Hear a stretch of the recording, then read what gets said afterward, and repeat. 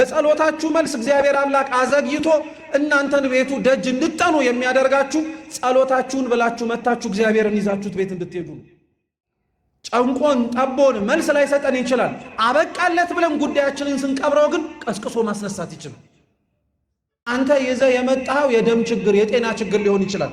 እግዚአብሔር ግን ጤናህን መልሼልሃለሁ ሳይሆን የሚል በካህናቱ ላይ ኃጢአትህ ምን ተደርጎልሃል ተሰርዮልሃል ሂድ የሚል እግዚአብሔር የጻድቃንን ጸሎት ለመስማት ሲመጣ እኛ ተሰብስበን ያለነውን የኃጢአተኞችንም ልመናዎቻችንን አብሮ ይሰማል።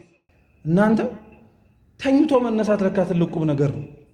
ጣሊታ የሞተችው ቤቷ ውስጥ ነው። የሁላችን ቤት ቤተ ክርስቲያን ውስጥ የሞትን ሰዎች አሉ።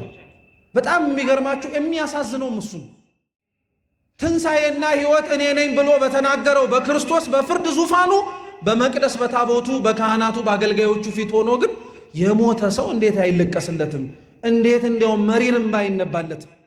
ግን አብዛኞቻችን መቅደስ ውስጥ እንኳን ሆነን የሞትን ሰዎች ነው። ቢያንስ እንኳን ይሄን አድርጌዋለሁ እያልን እኮ ነው የምንኖረው። ታውቃላችሁ? ቢያንስ እንኳን እያልን ኃጢአቶቻችንን እያወዳደረን እኮ ነው የምንኖረው። ቢያንስ እንኳን ነውሮቻችንን ከሰው ጋር እያነጻጸረን የምንኖረው። ማን እንደዛ እንድንኖር ፈቀደልን? ማንስ እንደዛ እንድንመላለስ በእጅ እሺ ብሎ አሰናበተን? እግዚአብሔር እንድንመላለስ የሚፈልገው መቅደሱ ውስጥ እንዲያየንም የሚፈልገው እንደተነሱና ኃጢአታቸውን ለማቆም ችለው እንደሚመላለሱ ክርስቲያኖቹ ነው። ያ እንኳን ባይሆንልን ኃጢአታችንን ለመተው ግን የቀበሩንን በደሎቻችንን በጥሰን ለመነሳት ግን ቢያንስ እንኳን መጣር አለብን። ቢያንስ መሞከር እንኳን አለብን። በዓሉን የምናከብረው ክርስቲያኖች ልብ ብላችሁ አዳምጡ። መረን ለቀን የጾሙ ልጓም እንደተፈታልን እንደፈለግን የምንበላበት የምንጠጣበት የምንሰክርበት የምንዘሙትበት አይደለም። ክርስቶስ ስትሞትበት እንዲሁ በቃ ተቀበር ብሎ ለዓለም አሳልፎ አይሰጥህም። ያለህበት ቦታ ይወርድልሃል አምላክህ። በስመ አብ ወወልድ ወመንፈስ ቅዱስ አሐዱ አምላክ አሜን። በስመ አብ ወወልድ ወመንፈስ ቅዱስ አሐዱ አምላክ አሜን። በስመ አብ ወወልድ ወመንፈስ ቅዱስ አሐዱ አምላክ አሜን። ክርስቶስ ተንሥአ እሙታን አሰሮ ለሰይጣን ሰላም ኮነ። ክቡራን አባቶቻችን ካህናት፣ አበው መነኮሳት፣ ወንድሞች ዲያቆናት፣ ሊቃውንተ ቤተ ክርስቲያን፣ መምህራን፣ ዘማሪያን ሁላችሁም እንደየማዕረጋችሁ ከሩቅም ከቅርብም የመጣችሁ የልዑል እግዚአብሔር ቤተሰቦች ምእመናን፣ ምእመናት በወደደን ባከበረን በአምላካችን ፍጹም ሰላም እንደምን ዋላችሁ? እንደምን አመሻችሁ? በቸርነቱ በምሕረቱ ጠብቆ በዕድሜያችን ላይ ይህችን ሰዓት ጨምሮ በፊቱ ያሳየነውን የእምነት ማነስ የምግባር ጉድለት ይቅር እያለ ለዚህ ያደረሰን የአባቶቻችን አምላክ ልዑል እግዚአብሔር ስሙ የተመሰገነ ይሁን። እንደ እግዚአብሔር ቅዱስ ፈቃድ ከዚህ ሰዓት በኋላ ባለን የተወሰነ ደቂቃ ሕያውና ዘላለማዊ የሆነውን የአምላካችንን ቅዱስ ቃል እንሰማለን፣ እንማራለን።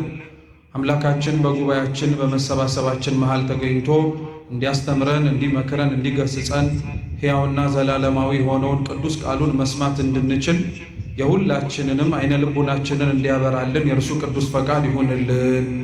እንደ እግዚአብሔር ቅዱስ ፈቃድ ለዛሬ የምንማማርበት የትምህርታችን ርዕስ የሚሆነው ትንሣኤ ይሆናል። እስኪ ትንሣኤ በሉ፣ ድገሙት። አሁንም ድገሙት። ይሄ አንረሳውም፣ አጭርም ስለሆነ ትንሣኤ በሚል ርዕስ እንማራለን። አምላካችን በድጋሚ እንዲያስተምረን በጉባኤያችንም ተገኝቶ እንዲመክረን እንዲገስጸን የእርሱ ቅዱስ ፈቃድ ይሁንልን። ይሄ ወቅት መንግሥተ ሰማያትን ወርሰን የምንኖርባትን የእግዚአብሔር መንግሥትም ጭምር የምናስብበትም ጭምር ነው። የክርስቶስን መንግሥትስ የሚወርሱት ሙታን ናቸው ሕያዋን ክርስቲያኖች? እንዴት አመሻችሁ? የክርስቶስን መንግሥት የሚወርሱት ሙታን ናቸው ሕያዋን ናቸው? አሁን የክርስቶስን መንግሥት የሚወርሱት ሕያዋን ናቸው ሙታን አይደሉም ካልን እኛ በትንሣኤው በእነዚህ 55 ቀናት እየተመላለስን ያለ ነው እንደ ሞተ ሰው ነው ወይስ ከሙታን መካከል ተነስቶ በክርስቶስ ትንሣኤ እንደሚያምን ሰው? ጥያቄው እርሱ ነው። ክርስቲያኖች ትንሣኤ ዝም ብለን በየዓመቱ ሲመጣ ጾመን የበዓላቱን ሁሉ መፈሰኪያ አድርገን የምናከብረው በዓል አይደለም። እኛም ራሳችን መነሳት እንዳለብን የሚያስታውሰን ነው።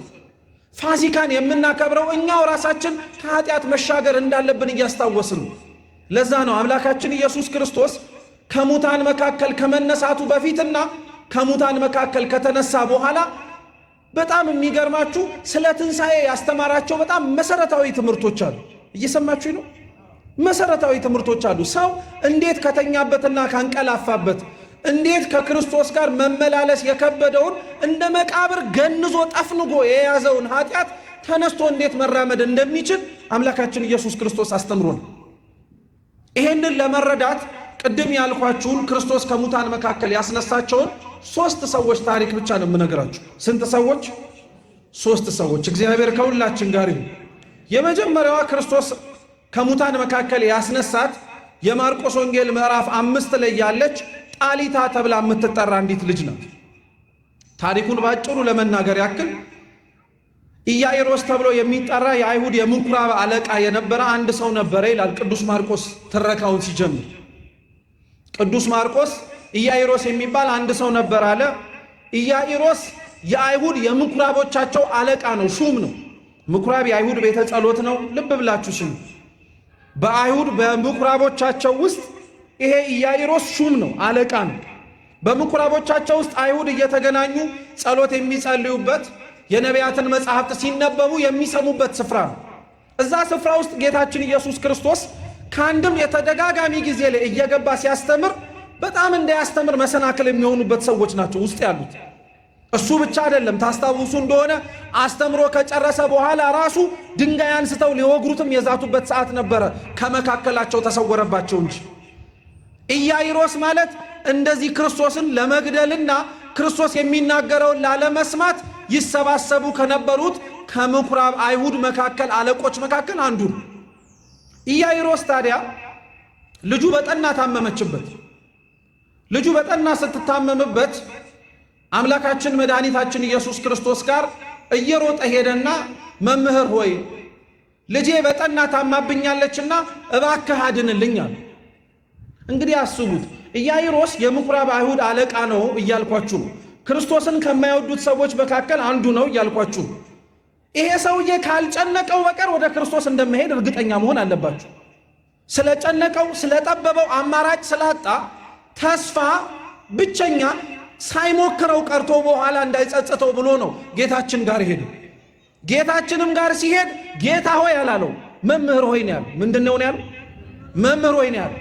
ጌታ ሆይ ብሎ አምኖ ራሱ ለመመስከር አልፈለገም። ይኸው ሲጨንቅህ ሲጠብህ እኮ የምትለው ራሱ ክብርህን ጠብቀህ ነው። ታውቃለህ አይደል? አንዳንዶቻችን ጨንቆን ጠቦን ከቅድስት ቤተ ክርስቲያን ደጅ መተን እግዚአብሔር እንዲሰማን እንፈልጋለን። በጨነቀን በጠበበን ልክ ደግሞ ክብራችንም ያስጨንቀናል። ተንበርክከን እንድንታይም አንፈልግም። አጎንብሰን ሰውነታችንም አቧራ እንዲነካውም አንፈልግም። የእግዚአብሔርን ሁሉን ቻይነት እንፈትነዋለን። ራሱ ሳልንበረከክ አትሰማኝም፣ ሳልጸልይ አታዳምጠኝም፣ ደጅ ካልተመላለስኩኝ በቀር አቤት አትለኝም እንላለን።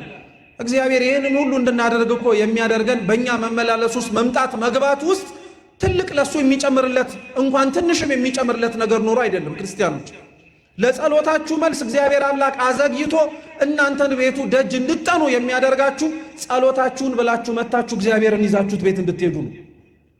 ጸሎትህን ሰምቶ እሱን ይዘው ካልሄድክ ምን ዋጋ አለ?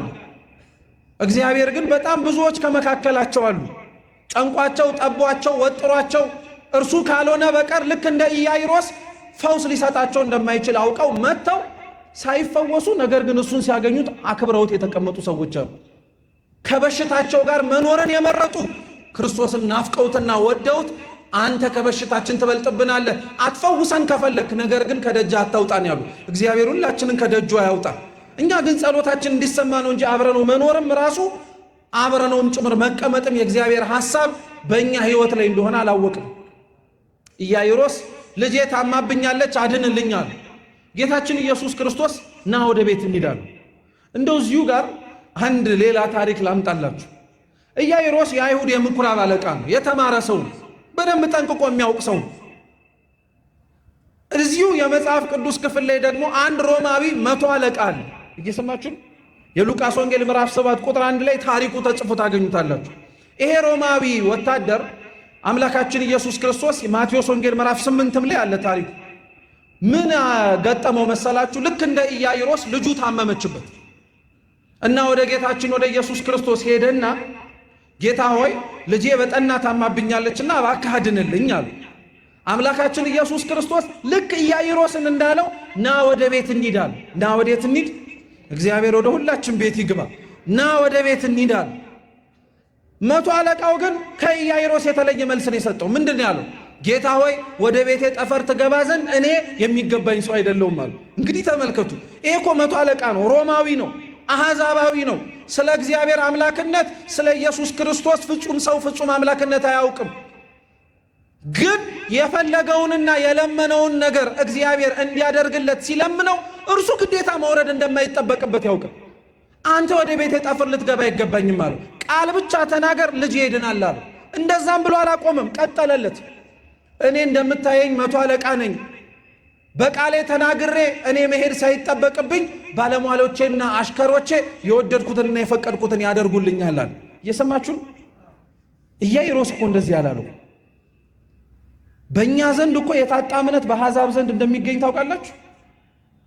እኛ ልንለው የሚገባንን እግዚአብሔርን ሳንለው የማያውቁትና የማያምኑት ሰዎች ግን ሲፈሩት፣ ሲንቀጠቀጡለት፣ ሲርዱለት የተነሳውን ጌታችን ኢየሱስ ክርስቶስን ሊያመልኩት ሲቸኩሉ እናያለን። ለእኛ ግን አምላካችንም ሆኖ ከምንም ሳንቆጥረውም እንገኛለን። እግዚአብሔር እውነት አይነ ልቡናችንን ያብራልን። በጣም ትልቅ የእኛ ችግር ይሄ ነው ክርስቲያኖች። እንደ ኢያኢሮስ ነው። ኢያኢሮስ እንደ መምህርነቱ እንደ አዋቂነቱ መቶ አለቃው የተናገረውን መናገር ይጠበቅበት ነበር፣ ግን አልተናገረም። ክርስቶስም አልወቀሰውም። አይገርማችሁ? በጣም የሚደንቀው ደግሞ እሱ ነው። ኢያኢሮስ ሰው ነው። መናገር ያለበትን አልተናገረም፣ ማውራት ያለበትን አላወራም። ክርስቶስ ግን ያንን አስቦና ያንን ተመልክቶ የራስ ጉዳይ አላለው። ኧረ እሱ ብቻ አይደለም የሚደንቀው። ኢያኢሮስ እኮ ሊገሉት ከሚፈልጉ ሰዎች መካከል አንዱ ነው። ክርስቶስ ልጄ ታማብኛለች ብሎ ሲመጣ እኮ እና እኔ ምን ላድርግህ? ልትገለኝ እየፈለግ ጭራሽ ቤትህ ልውረድ ብሎ መናገር እኮ ይችላል። ልታጠፋኝ እየፈለግክ እንደሆነ እያወቅሁ ያንተን ፈቃድህን ልፈጽምልህ ማለት ይችላል። ጌታችን ኢየሱስ ክርስቶስ ግን በልቡ የሸመቀውን በክፋት ያሰበውን የትላንትናውን ማንነቱን አሁንም ይዞት የመጣውን ምንነቱን ከማየቱ ይልቅ ጭንቀቱን የተመለከተልን ትምህርት እኮ ነው። በነገራችን ላይ ክርስቲያኖች አምላካችን ጠላቶቻችሁን ውደዱ ብቻ ብሎ ሳይሆን የሰበከን እኮ ብድራታቸውን እግዚአብሔር በሰማይ እንደሚከፍላቸውም ጭምር አምናችሁ ክፉን በክፉ ምን አታርጉ ብሏል። ኧረ መልሱ፣ ክፉን በክፉ እስኪበሉ ምን አታርጉ። ክርስቶስ ስለሚጠላው ኢያኢሮስ አልጠላውም። ክርስቶስ ጆሮ ስላልሰጠው ኢያኢሮስ ጆሮ አልሰጠህም አላለው። እግዚአብሔር አይደንቃችሁ? ጆሮ ሳንሰጠው ጆሮ ይሰጠናል። በአንደበታችን የሚማርክ ንግግር፣ ለሱ ደስ የሚያሰኝ ምስጋናና ልመና ሳናቀርብለት ያዳምጠናል። ማን እንደዚህ የሚንከባከበንና ማን እንደዚህ ጆሮ ሰጥቶ የሚያዳምጠን ሰው አለ?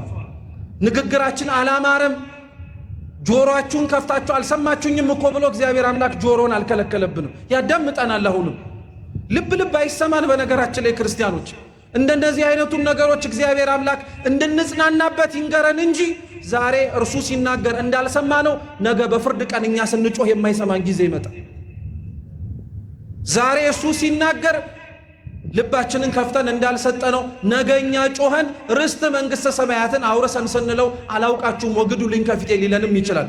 ከዛ አይነቱ መገፋት እግዚአብሔር አምላክ ይሰውረን። ልባችንን ጆሮአችንን መክፈት አለብን። ኢያኢሮስና ወደ ቤት እንሂዳ ነው። ክርስቶስ ጋር አብሮ መራመድ ጀመሩ። ጥቂት እንደተራመዱ ግን በጣም ብዙ ሰው ጌታችን ኢየሱስ ክርስቶስን ይከተለው ጀመር። ለተለያየ ምክንያት የሚመጣ ሰው ነው። ሁሉ ፈውስን ፈልጎ ሲራመድ ያየው ሰው በሙሉ እየነካው እየዳሰሰው የዳዊት ልጅ ሆይ ማረኝ እያለው ይጠራው ነበር። ጌታችን ኢየሱስ ክርስቶስ በመንገዱ ግን የተነሳበትንና ኢያኢሮስ ለቤት ውስጥ የታመመችውን ልጁን ለማዳን ይጓዝ ነበር።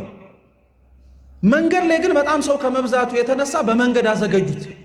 እዛ መንገድ መካከል ደግሞ ቅዱስ መጽሐፋችን የአንድ ሰው ሌላ ታሪክ ደግሞ ይጨምርልናል። ቁም ነገር ስላለው ስሙ። አንዲት ሴት ነበረች ይላል። 12 ዓመት ሙሉ ደም ይፈሳት የነበር። እንደው የዚህ ሴት ታሪክ በጣም የሚገርማችሁ ቅዱስ መጽሐፋችን ስለዚህ ሴት የህመም ምክንያት መንስኤ ሲናገር ምን ይላል መሰላችሁ? ማታ ተኝታ ጠዋት ስትነሳ ነው ህመሙ የጀመራት።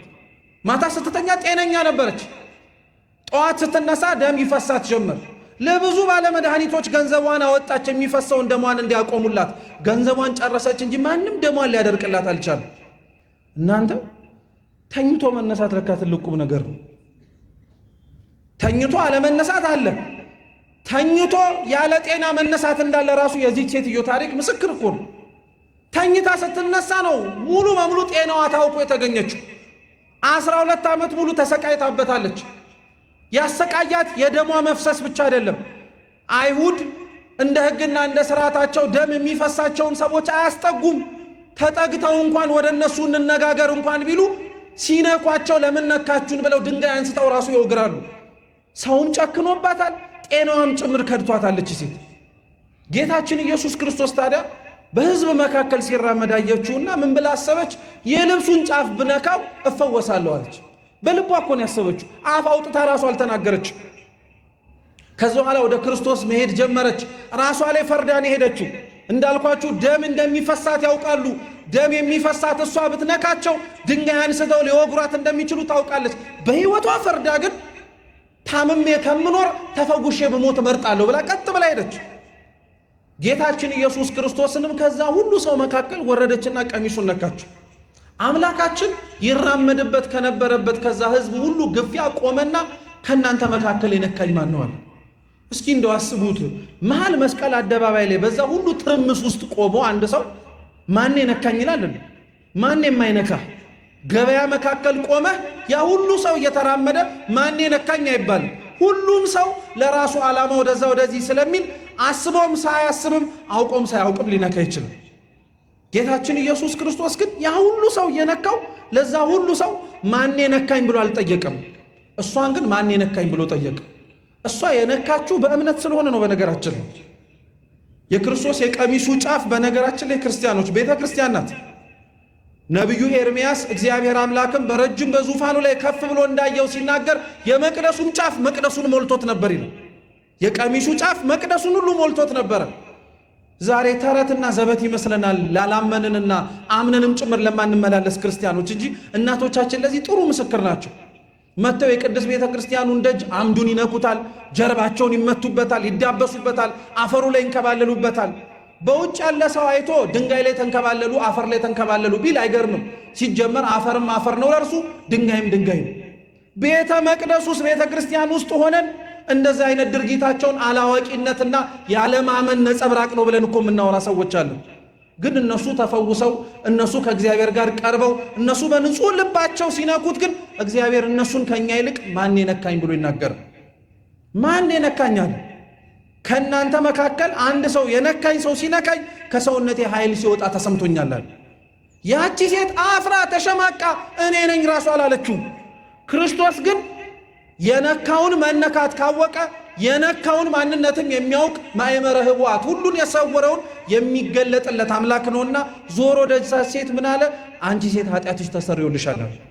አይገርማችሁ? ክርስቶስ ያደረቀላት ምኗን ነው? እየሰማችሁ ነው? ክርስቶስ ያደረቀላት ምኗን ነው? ደምሽ ደርቆልሻል ግን አላላትም። ምንሽ ተሰርዮልሻል ነው ያላት። እግዚአብሔር አይገርማችሁ?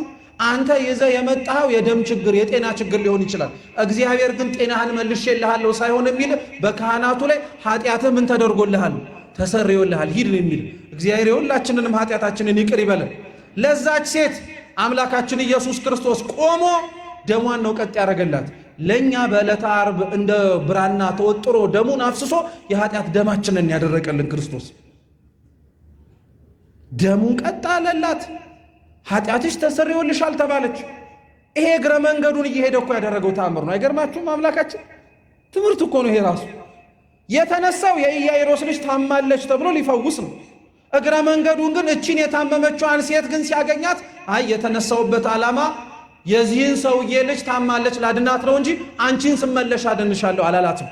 ሲያገኛት ፈውሷት አለፈ እንጂ ቁም ነገር አለው። እግዚአብሔር አምላክ ጸሎታቸውን ከሚሰማቸው እግዚአብሔር አምላክ ልመናቸውን አቤት ብሎ ከሚጣራላቸው ከቅድስት ቤተ ክርስቲያን ኅብረት ውስጥ መጠቃለል ማለት ይሄ ነው። እግዚአብሔር የጻድቃንን ጸሎት ለመስማት ሲመጣ እኛ ተሰብስበን ያለነውን የኃጢአተኞችንም ልመናዎቻችንን አብሮ ይሰማል።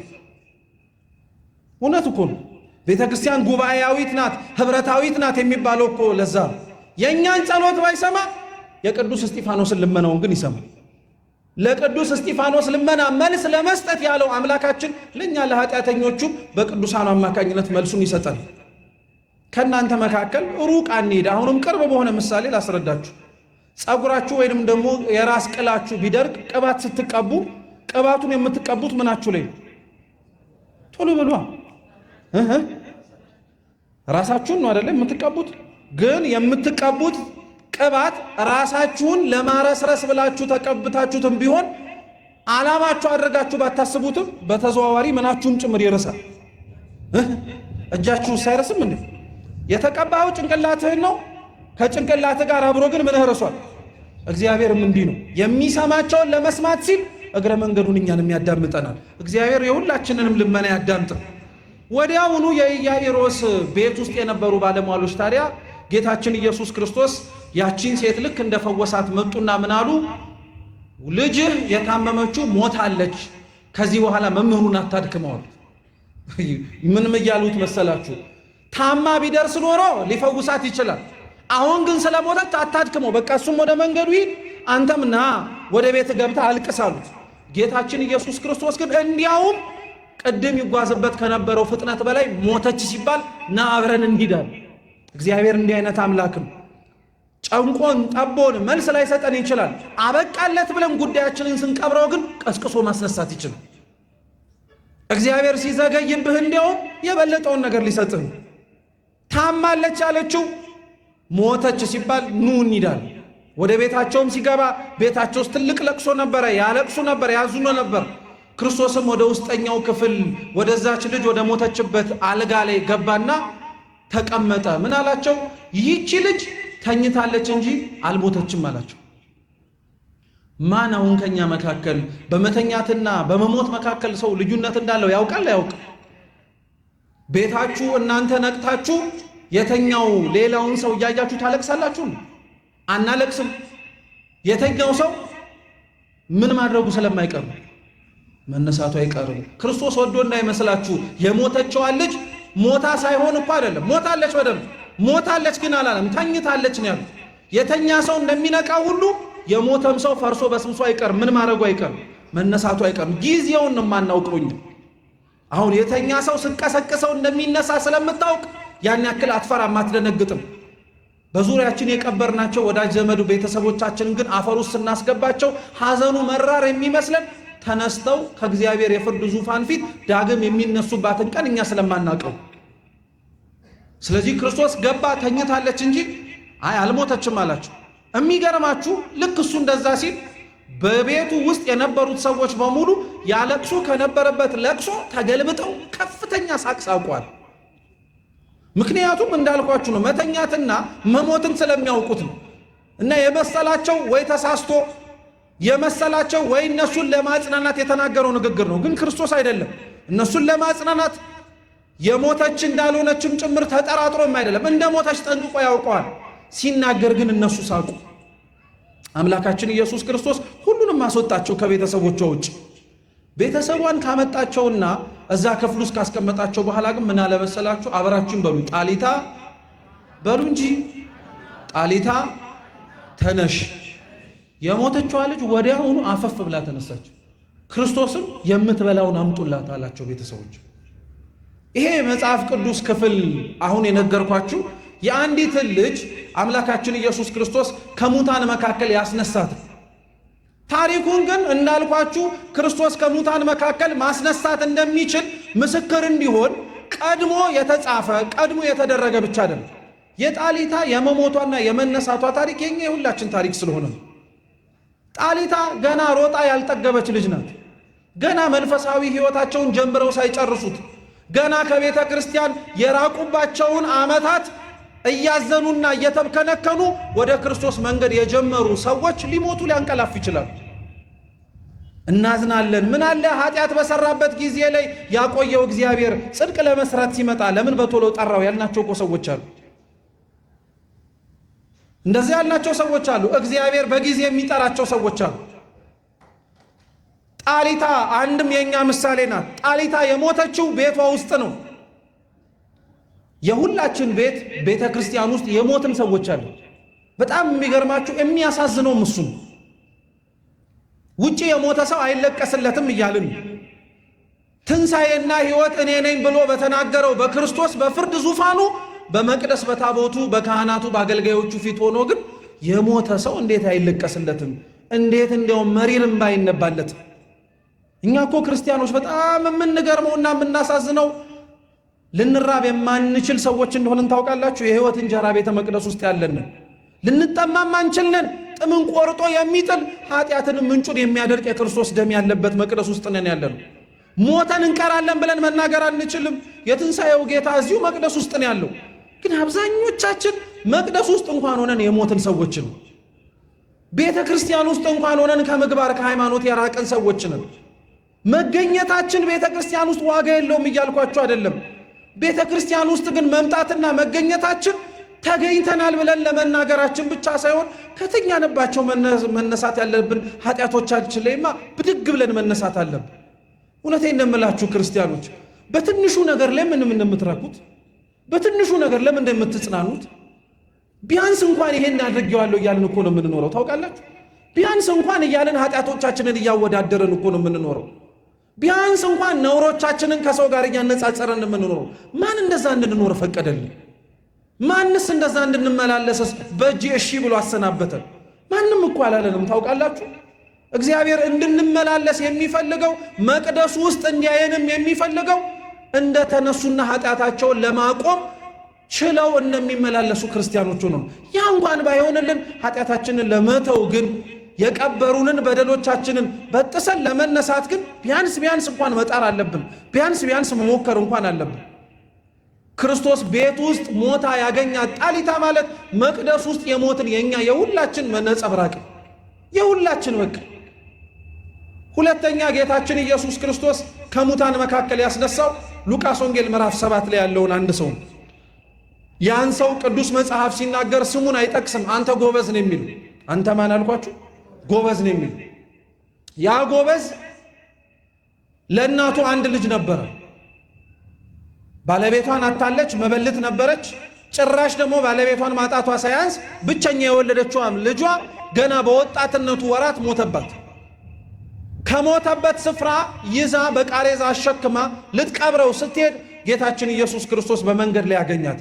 አታልቅሺ አላት። መጀመሪያ አታልቅሺ አላት። እንደዚሁ ዝም ብሎ ለማጽናናት አይደለም። ጌታችን ኢየሱስ ክርስቶስ የመጣው እሷን ለቅሶ እንደሚደርስ ሰው ሐዘኗን ጭምር ለመካፈል እንደመጣ አንድ ሰው አይደለም። ሊያስነሳላት ስለመጣ ምን አታርጊ አላት? አታልቅሺ አላት። እናትየዋ ቀጠለች፣ ተናገረች። እንዴት አታልቅስ? የሚያስለቅሳት የልጇ መሞት ብቻ አይደለም፣ የሚያስለቅሳት ተስፋዋንም ጭምር ነው ያጣችው። ጧሬ ነው፣ ቀባሬ ነው፣ መጽናኛዬ ነው፣ ቢያንስ እንኳን እምባዬን ያብስልኛል ያለችው ልጇን ይሞተባት። አለቀሰች፣ አነባች። ጌታችን ኢየሱስ ክርስቶስ ግን ምን አደረገ? ቃሬዛውን ተሸክመው የሄዱት የነበሩትን ሰዎች አስቆማቸውና ቃሬዛው ላይ እጆቹን ዘርግቶ ያዘ። አንተ ጎበዝ ተነሳ አለው። ከሙታን መካከል አስነሳው። ቁም ነገሩ እርሱን ማስነሳት ከሆነ ክርስቲያኖች ለምን ቃሬዛውን መንካት አስፈለገ? እየሰማችሁ? ቁም ነገሩ ማስነሳት ከሆነ ቁም ነገሩ እርሱን ከሙታን መካከል ነፍሱና ስጋውን አገናኝቶ ሕይወት እንዲሰጠው ምክንያት ከሆነ ምንድነው ታዲያ ቃሬዛውን መንካት ያስፈለገው? ክርስቶስ የነካውን ቃሬዛ ቅዱስ ቄርሎስ ዘእስክንድርያ በረከቱ ለሁላችን ትድረሰን ምን ብሎ ያስተምርበታል? ጌታችን ኢየሱስ ክርስቶስ እጆቹን ዘርግቶ የነካው ቃሬዛ የቅዱስ መስቀሉ ምሳሌ ነው። እርሱ የነካው ቃሬዛ ድምፁን አሰምቶ ሲናገር ለዛ ለሞተው ጎበዝ ቀስቅሶ ሕይወት እንዲሰጠው ምክንያት ከሆነ እጁ ሳይሆን ሰውነቱ ያረፈበት ደሙ የፈሰሰበት ራሱን ቤዛ አድርጎ ለዓለም የሰጠበት ቅዱስ መስቀል አሰምቶ ሲናገርማ አንድ ብቻ ሳይሆን ሲኦልንም ጭምር ይበዘብዛል እንጂ ብሎ አስተምሮበታል። ክርስቶስ ግን ያንንም ጎበዝ ሲያስነሳው ልክ እንደ ጣሊታ አሁንም እኛ እንድንነሳ የሚፈልግበትን ትምህርት ለማስተማር ስለፈለገ ነው። አንዳንዶቻችን እንዳልኳችሁ የሞት ነው ልክ እንደ ጣሊታ ቤተ መቅደስ ውስጥ ቤተ ክርስቲያን ውስጥ ነው፣ ከምግባር ከሃይማኖት ጎለን ማለት ነው። አንዳንዶቻችን ደግሞ ቤተ ክርስቲያን ሞተን ቀባሪ ይዞን ደግሞ ሬሳችንን ወደ ዓለም የወጣ ሰዎች አሉ። በዓል ነው አለው በቃ ቤተ ክርስቲያን ውስጥ ጾሙንም አለው፣ ስግደቱንም አለው፣ ምጽዋቱንም አለው፣ ሱባኤነውም አለው፣ ምንም ጠብ ያለልኝ ነገር የለም የሚል ሰው ሰምታችሁ አታውቁ? ምንም በቃ እኔም ልለወጥበትም አልቻልኩም፣ ራሴም ላይ የተስተካከለ ነገር ማግኘት አልቻልኩም ብሎ ቤተ ክርስቲያን ውስጥ ሆኖ የዘገየበት እግዚአብሔር የሌለ መስሎት መሞቱን ያመነ ሰው አለ። ቤተ ክርስቲያን ውስጥ ግን መሞት ይሻላል። ለምን መሰላችሁ? ቤተ ክርስቲያን ውስጥ ሞተ ቢያንስ እንኳን የትንሣኤ ቦታ ላይ ስላለ የምትቀሰቀስበት ጊዜ ሊደርስ ይችላል። ቤተ ክርስቲያን ውስጥ ሞተ የሚያሳዝነው ግን ሊቀብሩ የሚያወጡ ሌሎች ሰዎች ግን ይኖራሉ። እነዛ ቃሬዛውን ተሸክመው የሄዱ የነበሩት ሰዎች ማለት ጓደኛቸውን ሊቀብሩት የወሰዱት ናቸው። ጽድቅ ስንሰራ አብረው ሊተባበሩን የማይፈልጉ ኃጢአት ስንሰራ ግን ሬሳችንን ተሸክመው የሚዞሩ ስንት ሰዎች እኮ አሉ። ሊቀብሩን የሚያመቻቹ ስንጓዝ በኃጢአት አብረውን አለንላችሁ ብለው አፈር አይንካችሁ ብሎ ከመሬት ከፍ የሚያደርገን ሰው የለም። ተቸገርን ስንል ኪሱ የማይፈታለት፣ ነውር እንስራ ስንል ግን ተበድሮ የሚያመጣ ሰው የለም ከኛ መካከል አለ። ለኃጢአት የሚቸኩለው ጉልበታችን ለጽድቅ የቀዘቀዘብን የደነደነብን ሰዎች አለን። ትንሣኤ የሚያስፈልገን ጌታችን ኢየሱስ ክርስቶስ ለዛ ነው ቀብረው የሞተውን ሰው ለመቅበር ተሸክመው የሄዱትን ሰዎች ቁሙ አላቸው። ለምን? ያቺ የሞተችና ያቺ በኃጢአት ቆስላ የወደቀች ነፍስ የኛ ምሳሌ ናት። ክርስቶስ ስትሞትበት እንዲሁ በቃ ተቀበር ብሎ ለዓለም አሳልፎ አይሰጥህም። ያለህበት ቦታ ይወርድልሃል አምላክህ። ለአዳም እኮ ሲኦል ነው የወረደለት በነፍሱ። መቀስቀስ አቅቶት ነው ጠርቶ ከሲኦል የሲኦልን ማሰሪያ በጥሶ መጥራት ከብዶት ይመስላችኋል? የካህሊነት ጉዳይ እኮ ሆኖ አይደለም። በነፍሱ እስከ ሲኦል ድረስ የወረደለት እንዴት እንደወደደው እንዲያውቀው ነው። አንተ የወደክበት ቦታ እግዚአብሔር አምላክ ወድቆ ያነሳል። አንተ የወደክበት ቦታ ላይ እግዚአብሔር አምላክ መጥቶ ይቀሰቅሳል። ይሄ ምስክር ነው። ሊቀብሩት እየሄዱ ያለውን ሰው አብሯቸው እየተራመደ ነው አቁሙት ያዙት ያላቸው። ከቤተ ክርስቲያን ተስፋ የቆርጠን የወጣን የኛ ትንሣኤ እዚህ ሳይሆን ውጪ የመሰለን ሰዎች ካለን ክርስቶስ እየተጣራ ነው። ትንሣኤያችን አምላካችን ኢየሱስ ክርስቶስ ልቀስቀሳችሁ እያለ ነው። አይነ ልቡናችንን አምላካችን ጆሮአችንን የሚክፈትልን። ከሰማነው መቀስቀስ ይችላል። ከሰማነው ማንቃት ይችላል። ቀሰቀሰው፣ አስነሳው። ለእናቱ አታልቅሽ እንዳላት መልሶ ልጇን ሰጣት። ተመልከቱ፣ ጣሊታን ሲያስነሳት ካስነሳት በኋላ የምትበላውን አምጡላት ነው። እስኪ የምትበላውን በሉ እንጂ ምን አርጉላት? አምጡላት። ይሄንን ሰው ደግሞ ካስነሳው በኋላ መልሶ ለማን ነው የሰጠው? ለእናቱ። እስኪ መልሶ በሉ ለእናቱ ሰጣት። የመጀመሪያዊቷን ቤተ መቅደሱ ውስጥ የሞተችን ነፍስ ክርስቶስ ከቀሰቀሳት በኋላ እውነትም ከሙታን መካከል መነሳቷ የሚታወቀው ምግብ አምጡላት ተብሎ የተነገረውን ቅዱስ ሥጋውን ክቡር ደሙን መብላት ስችል ነው። ትንሣኤውን ገና ያላከበርን ሰዎች አለን። በነገራችን ላይ አሁን ትንሣኤውን ገና ያላከበርን ቅዱስ ሥጋውን ክቡር ደሙን ስንቀበል ነው። ይኸው ከተነሳች በኋላ የምትበላውን ምን አርጉላት ነው ያሉ? አምጡላት ነው ያሉ።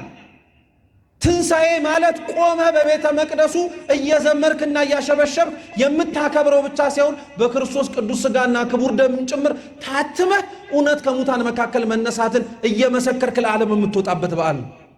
ገና ያልነቃን ሰዎች አለን ማለት ነው። ገና ያንቀላፋን ሰዎች አለን። ድምፁን እየሰማን ኃጢአትም ደግሞ ጣዕሙ ጠስቆ ጠፍንጎ የያዘን ሰዎች አለን። እቺንም እናቲቱንም አስነስቶ ለልጇ ሲሰጣት ታለቅስ የነበረችው እናት አሁንም ቅድስት ቤተ ክርስቲያን ናት። ልጆቿ ከጉያዋ ሲጠፉባት፣ በተለያየ ምክንያት ሲወሰዱባት እንዲኖሩት ከታዘዙት ሕይወት ባለፈ ክርስትናውን በየዘመናቱ መለዋወጥ ሲሞክሩ፣ ክርስትናውን በያሉበት ዘመን እንደነሱ ቅርጽ ለማስያዝ ሲሞክሩ እያየች ቤተ ክርስቲያን ታለቅሳለች። ስለኛ ውሃ ልክ ተብሎ የሚስተካከል የክርስትና ሕይወት የለም። እኛ እያደግን ወደ ክርስትናው ሕይወት እንመጣለን እንጂ እኛ በወረድበት እያወረድን እኛ ባጠበብነው ልክ እያጠበብን የምንኖረው የክርስቲያናዊ ሕይወት የለንም። ሰፊ ወደ ሆነው ገብተንም ልንፈጽመው ወደማንችለው ከእግዚአብሔር ጋር ካለው ኅብረት ጋር ከፍ ብለን ለማደግ እንሞክራለን እንጂ ያንን አናደርግም።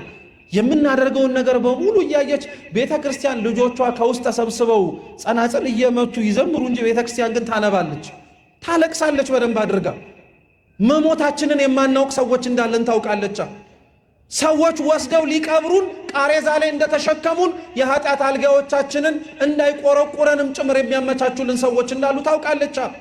እንደው ክርስቲያኖች ለራሳችሁ ብላችሁ መነሳት እንኳን ቢከብዳችሁ ላሳደገቻችሁ ቤተክርስቲያን ብላችሁ እባካችሁ ተነሱላት።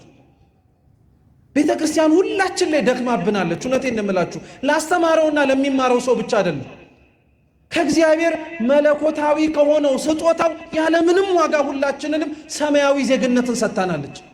ስንቆርብ አልከፈልንም፣ ስንጠመቅ አልከፈልንም፣ ታመን ስንመጣ ጸበሉ ስንፈወስ እግዚአብሔር አምላክ ምንም አይነት ነገር ስጡኝ አላለም። እኛን ብቻ ነበር የፈለግነው። እኛ ግን ሀብት ንብረታችንን የምናመጣውን ቁሳቁስ በሙሉ ከምረንለት ራሳችንን ግን ከቀባሪ ጋር እያስቀበርን እንወጣለን። እና እውነት ተነሳን ብለን ነው ይሄንን በዓል የምናከብረው። ክርስቶስስ እውነት ነው ከሙታን ተነስቷል። በዛ ደስ ተሰኝተን ስብከታችንም ቅዱስ ጳውሎስ እንዳለው ከንቱ እንዳልሆነ አምነን እንድንናገራለን። የኛን ሕይወት ግን ስናየው እንኳን ልንነሳ የተቀበርንበት መቃብር ራሱ ተመችቶን እየተገላበጥን ያለንበት ኃጢአት አልፈታ ብሎን የተጨነቅን እንዳለን ሁሉ ከምንሰራው ጽድቅ ይልቅ እየሰራ ነው ያለነው ኃጢአት እያመጣልን ያለነው ገደስ አሰኝቶናል።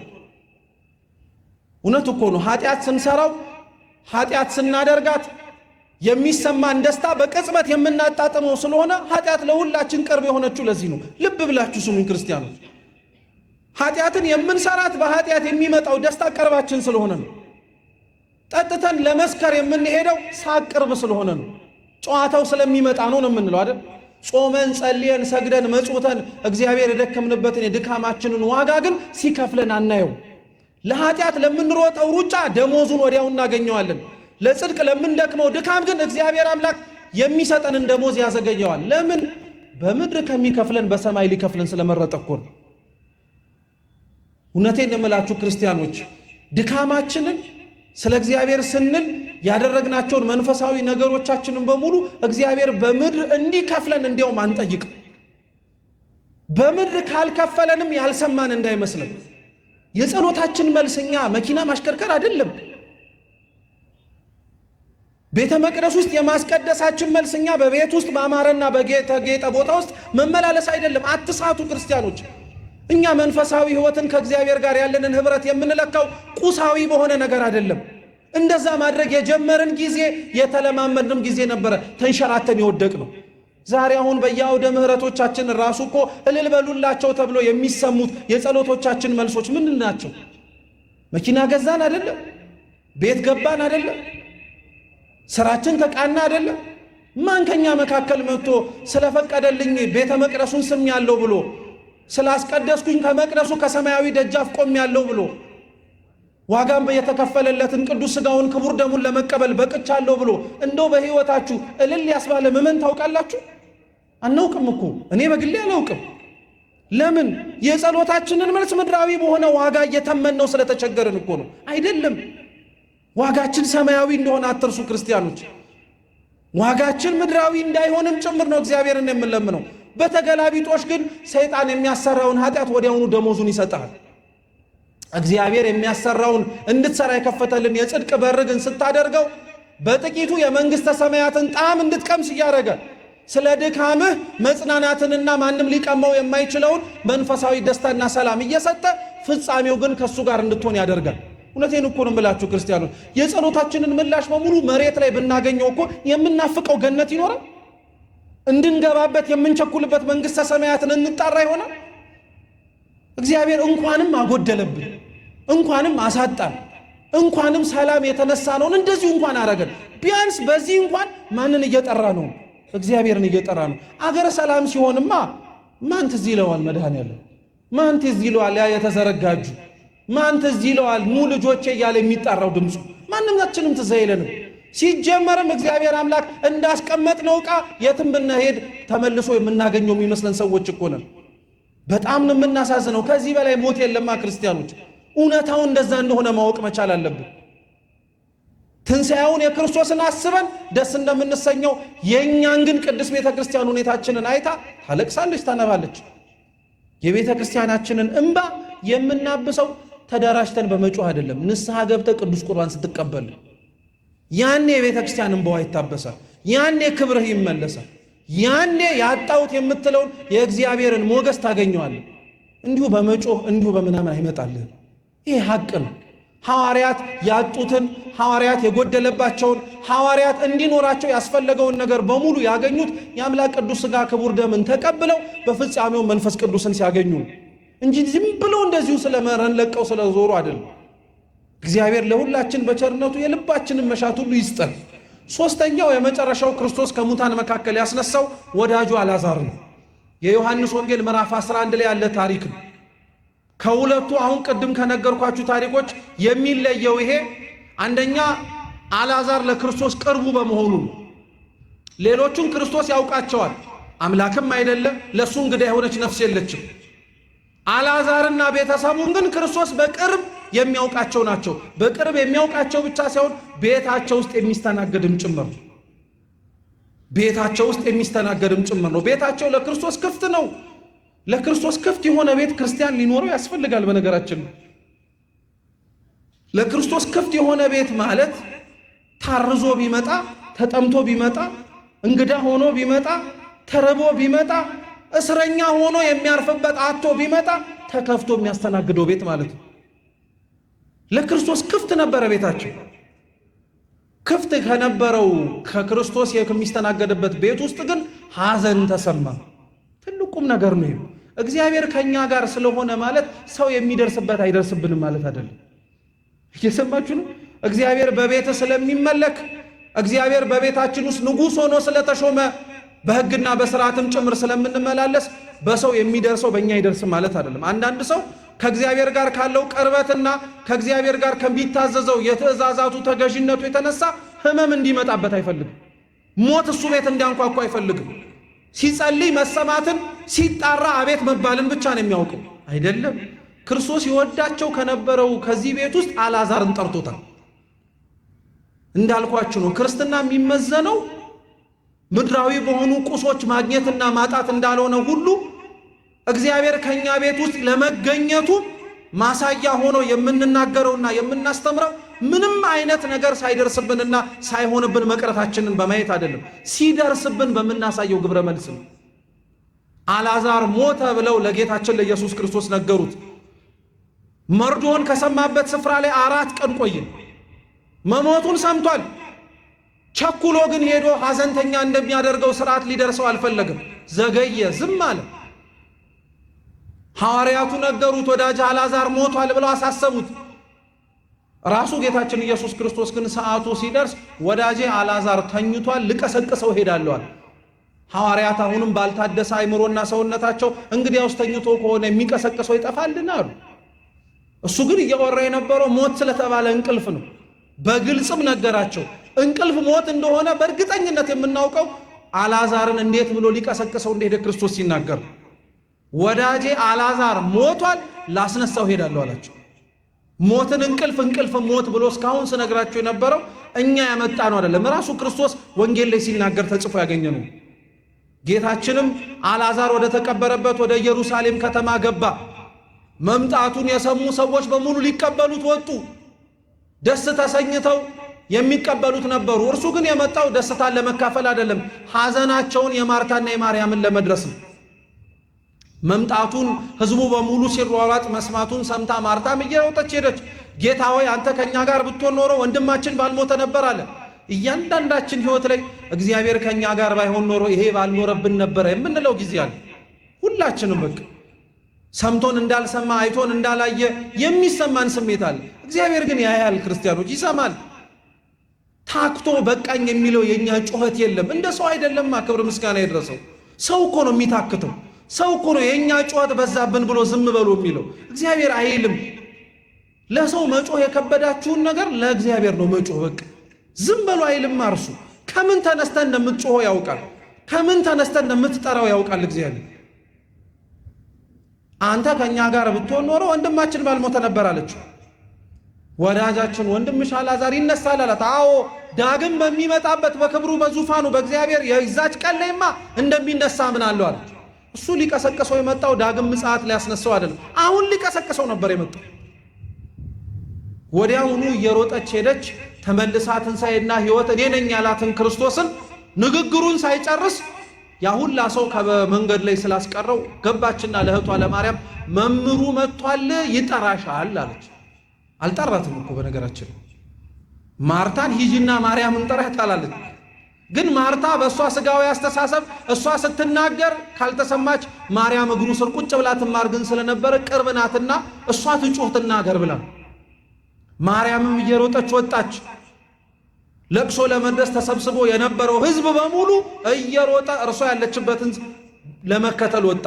ምናልባት ሐዘኑ ጸንቶባት መቃብር ሄዳ ታለቅስ ከሆነ ብሎ ማለት ነው። እሷ መቃብር አልሄደችም። ክርስቶስ መጣ ሲባል ነው የሮጠችው። ደስ አይልም?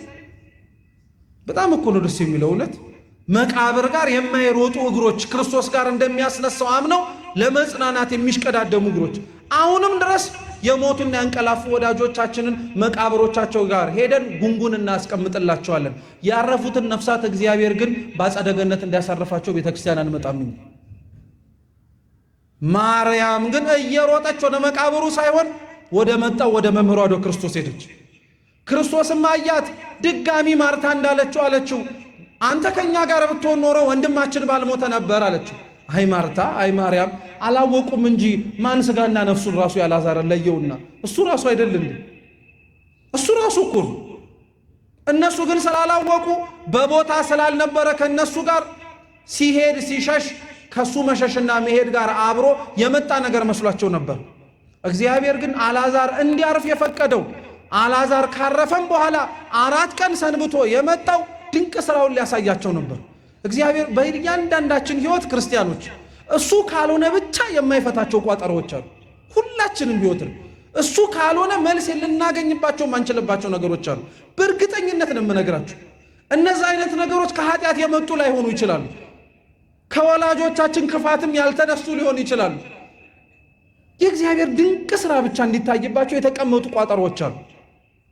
ታስታውሳላችሁ? የዮሐንስ ወንጌል ምዕራፍ 9 ላይ ከእናቱ ማኅፀን ጀምሮ እውር ሆኖ የተወለደ አንድ ሰው ነበር። ሐዋርያትም ወደ መምህራቸው ወደ ጌታ ኢየሱስ ክርስቶስ ቀርበው እንዲህ አሉት፣ መምህር ሆይ ይህ ሰው እውር ሆኖ የተወለደው በወላጆቹ ኃጢአት ነው ወይስ በራሱ ነው አሉ። ጌታችን ምን አለ? ይህ ሰው እውር ሆኖ የተወለደው በወላጆቹም ኃጢአት አይደለም በራሱም ኃጢአት አይደለም አለ። አብራችሁም በሉ። ይህ ሰው እውር ሆኖ የተወለደው የእግዚአብሔር በሉ እንጂ ድንቅ ሥራ እንዲገለጥበት ነው። አይገርማችሁም? ድንቅ ሥራው እግዚአብሔር እንዲገለጥብን እግዚአብሔር ሊያሳወረን የሚችልባቸው ጊዜያቶች አሉ።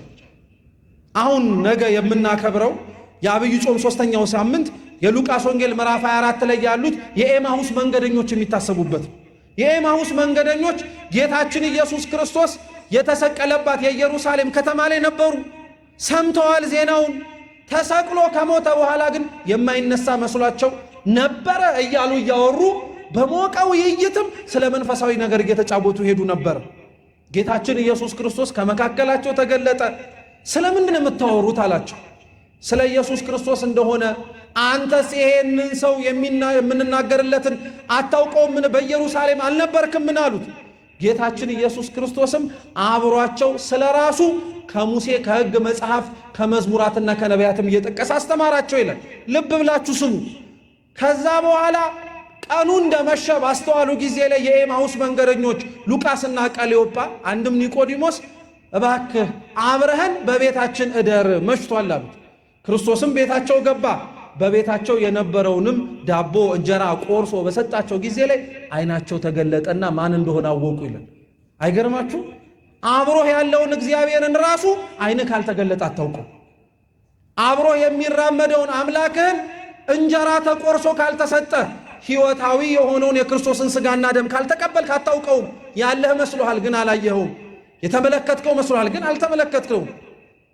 አያችሁት? እግዚአብሔር የኤማሁስ መንገደኞችን ለጊዜው ዓይናቸውን ከድኖ ሰውሮ ያሳለፋቸውና እንዲራመዱ ያደረጋቸው እርሱ እንጀራውን ቆርሶ ሰጥቶ ዓይናቸው ምን ሊያደርግላቸው ስለፈለገ ነው። እስኪ ሊያበራላቸው በሉ። ሊያበራላቸው እግዚአብሔር የሁላችንን ዓይን ያብራልን። ማየት እንድንችል የሚያስፈልገንን እንድናይ እግዚአብሔር ይፍቀድልን። እውነቴን እንደምላችሁ ክርስቲያኖች ማየት ያለብን በጣም ብዙ ነገሮች አሉ ያላየናቸው። ቅዱስ ኤፍሬም ሶርያዊ እንዲያውም የሉቃስ ወንጌል ምዕራፍ 24ን ሲተረጉም ድንቅ በሆነ አገላለጽ ይገልጸዋል። የኤማሁስ መንገደኞች ክርስቶስ አብሯቸው ሆኖ አላወቁም ነበረ። ያዩታል ግን አላዩትም አለ። እስኪ ያዩታል በሉ በሉ እንጂ ግን አላዩትም። አይተውታል ግን አልተመለከቱትም። ይቀጥልና ቅዱስ ኤፍሬም ክርስቶስ ግን ይሄን ለማድረግ የመጀመሪያ አይደለም ይላል። ክርስቶስ ይሄን ለማድረግ የመጀመሪያ አይደለም፣ በልደቱም እኮ ይሄን አድርጎታል ይላል ቅዱስ ኤፍሬም። ለሰብአ ሰገል ይመራቸው ዘንድ የላከውን ኮከብ ሰብአ ሰገል ያዩት ነበር፣ ሌላ ሰው ግን አያየውም። አይደንቅም? አያየውም። ማንም አልተመለከተውም ነበረ። ሌላ ሰው እንዲያውም ከመካከላቸው ሲሆን ይሰወራቸው ነበረ። ያ ኮከብ መርቶ ግን ለነሱ ብቻ እያሳየ ክርስቶስ ጋር አደረሳቸው ይላል ቅዱስ ኤፍሬም። እንደዚሁ ሁሉ የኮከቡ ጌታ ክርስቶስም ከመካከላቸው ሆነና ያላዩትን እንዲያዩ የተመለከቱትን እንዲመለከቱን በደንብ አድርጎ አረጋቸዋል። እግዚአብሔር የሁላችንን አይን ይክፈትልን። አይነ ልቦናችንን በነገራችን ላይ ያብራልን ብላ ቤተክርስቲያን የምትመርቀው ይሄንን ስጋዊ አይንህን ሳይሆን ውሳጣዊ አይናችንን ማለት ነው። ስለዚህ አልዓዛር እንደዛ እንደሆነ ማርታ ማርያም ሲናገሩ ሰማ ክርስቶስ። ወዴት ነው የቀበራችሁታል? በቃ አልዓዛር ላይ ተስፋ ቆርጠው መቃብር ውስጥ ከተውታል። 4 ቀን ሙሉ ሲሰነብት መቼም ይነሳል ብለው ተስፋ ያደርጉማ። ቀብረነዋል አሉ። የቀበራችሁበት ቦታ ወሰዱኛል። ሄደ። እየሄደ በመንገድም ላይ ዙሪያው ላይ የነበሩ ሰዎች ሲያለቅሱ ተመለከተ። ክርስቶስም አለቀሳል። ምን አለ? ለጣሊታ አላለቀሰም እኮ ልብ ብላችሁ ስሙ። ለጣሊታ አላለቀሰም፣ ቀሰቀሳት እንጂ። ለዛ ጎበዝ አላለቀሰም፣ እናቱን አታልቅሽ አላት እንጂ። ለማርታና ለማርያም ግን አታልቅሱ አላላቸውም። እንዲያውም የቀበሩበትን ቦታ እንዲያሳዩት ከነገራቸው በኋላ አብሯቸው እየሄደ ክርስቶስ ምን አደረገ? አለቀሰ። ዙሪያው ላይ የነበሩትም ሰዎች አልዓዛርን ምን ያክል እንደሚወዱ አወቁ ይላል ቅዱስ ዮሐንስ አፈወርቅ። ምን ብሎ ይተረጉመዋል? እና ቅዱስ ጎርጎርዮስ ዘኑሲስ አልዓዛርን መውደዱን ክርስቶስ እምባውን እያፈሰሰ አሳየ። እኔና እናንተን መውደዱን ክርስቶስ እምባውን ሳይሆን ደሙን አፍስሶ አሳየናል። አልዓዛርን ከሚወደው በላይ ነው የወደደህ ማለት ነው። ለአንተ እምባውን ሳይሆን ደሙን ያፈሰሰል። ወዴት ነው የቀበራችሁት አለ። አሳዩት። ድንጋዩን አንሱት አለ። ያንን ድንጋይ እሱን ቀብረው ገንዘው ሲያስገቡት እኮ ለስንት ነው ያገነዙት? ለስንት ነው ያንከባለሉት? መልሳችሁ የከደናችሁበትን ድንጋይ አንሱት አላቸው። መልሳችሁ የከደናችሁበትን ድንጋይ አንሱት አላቸው። ጉዳዩ የማስነሳት ቢሆን ኖሮ ልክ ቅድም እንዳልኳችሁ ጉዳዩ እሱን ቀስቅሶ የማውጣት ነገር ከሆነ ድንጋዩን ማስነሳት ምን አስፈለገ? ያስነሳውንና ሊያስነሳው የመጣውን አልዓዛር ናውጣ ቢለው እንደተዘጋ ከመቃብሩ ማውጣት ይችላል አይችልም? ይችላል። ምን ይሳነዋል እርሱ? ለአልዓዛር ግን የተዘጋበትን ድንጋይ ያንከባሉታል። ለምን መሰላችሁ? ክርስቶስ እንደተነሳው አይነት ትንሣኤ ሌሎች እንዳይነሱ የተገባ ስለሆነ። ክርስቶስ በራሱ ፈቃድ ሞተ፣ በራሱ ፈቃድ ተነሳ አልኳችሁ። ሲነሳ ደግሞ ቤተ ክርስቲያናችን እንዲህ ትላለች፣ መግነዝ ፍቱልኝ እስኪ በሉ እንጂ መቃብር ክፈቱልኝ ሳይል ለአልዓዛር ሲያስነሳው ድንጋዩን አንከባሉ አለ። አልዓዛርን ከሙታን ቀስቅሶ ካወጣው በኋላ ፍቱትና ምን አርጉት አለ? ይመላለስ አለ። ራሱ ግን ከሙታን መካከል ሲነሳ ድንጋዩን ክፈቱልኝ አላለም። መቃብሩ ውስጥ የተገነዘበትንም ጨርቅ ፍቱልኝ አላለም። መግነዝ ፍቱልኝ፣ መቃብር ክፈቱልኝ ሳይል ነው የወጣው። ለምን ይመስላችኋል? የክርስቶስ መቃብሩ የተቀበረበት ስፍራ ብቻ ሳይሆን ከእህቱም ድንግልና የተወለደበት የእናቱ ማኅፀን ምሳሌ ስለሆነ ነው። በተዘጋው መቃብር ውስጥ መቃብሩን ሳይከፍት እንደወጣው ሁሉ አምላካችን ኢየሱስ ክርስቶስም ድንግልናዋን ሳይሽር ወደ ማኅፀኗ ገብቶ የተጸነሰ ድንግልናዋንም ሳያጠፋ ከማኅፀኗም ወጥቶ የተወለደ እሱ መሆኑን በተነሳበት የትንሣኤ ቀን ራሱ ሰብኮልን። አልዓዛርን ውጣ አለው፣ ወጣ፣ ተመላለሰ። የአልዓዛርን ታሪከኛው ታሪክ ነው። አንዳንዶቻችን እንዳልኳችሁ ቤተ ክርስቲያን የሞትን አለን።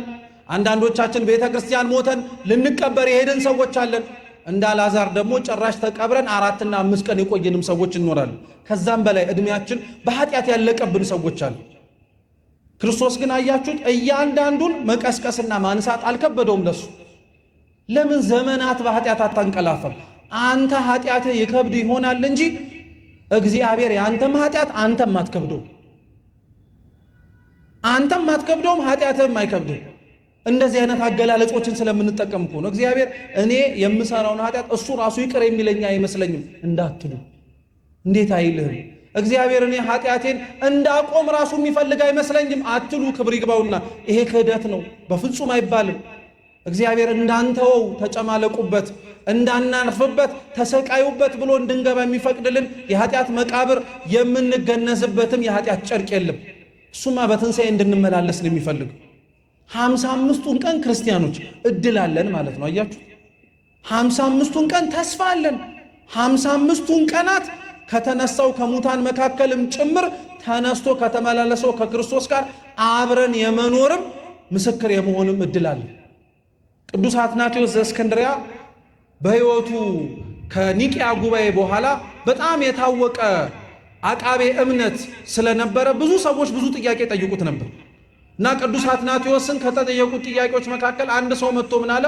ክርስቶስ ከሙታን መካከል እንደተነሳ በምን ታውቃለህ? ትንሣኤ ሙታንስ እንዳለ በምን ትረዳለህ? ብለው ጠየቁት። የጠየቁት ሰዎች ክርስቲያኖች የሚያምኑ ሰዎች ስለነበሩ አትናቴዎስ ቅዱሳት መጽሐፍትን ሊገልጥ አልፈለግም። አትናቴዎስ ይዟቸው እጃቸውን ወደ ከተማ ወጣና መነኮሳትን አሳያቸው። ምኖችን አልኳችሁ? መነኮሳትን አሳያቸው። መነኮሳትን አሳያቸውና ምን ይታያችኋል አላቸው። መነኮሳት አሉት። መቼም ድሮም አይነ ልቡና ያልበራ ሰው በአይነ ሥጋ የሚታየውን መናገር ልማዱ ስለሆነ ነው። አይነ ልቡናው የበራለት ሐዋርያዊው ቅዱስ አትናቴዎስ ግን ምን አለ? እኔ ግን መነኩሴ ሳይሆን የሚታየኝ የቆመ ሰው ነው የሚታየኝ አለ። የቆመ ሰው ብቻ አይደለም፣ ሲገነዝ ጸሎተ ፍትሐት ተደግሞለት ምንኩስና የሚቀበል ማንኛውም ሰው ጸሎተ ፍትሐት ይደገምለት። ሞቷል ለዓለም። ከዚህ በኋላ የሞተ ሰው የሚጸለይለትን ጸሎት ተጸልዮ ግን መቃብር ላይ ሳይሆን የምታዩት ቆሞ መሬት ላይ ምን እያደረገ ነው? እየተራመደ ነው።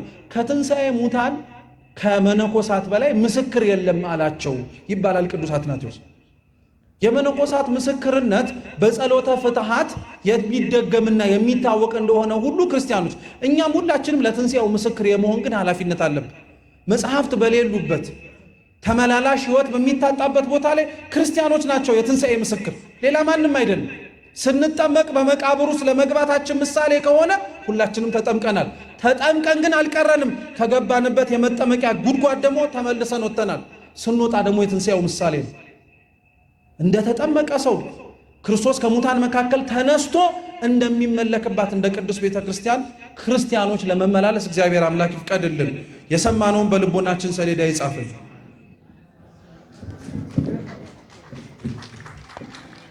ልልበላችሁ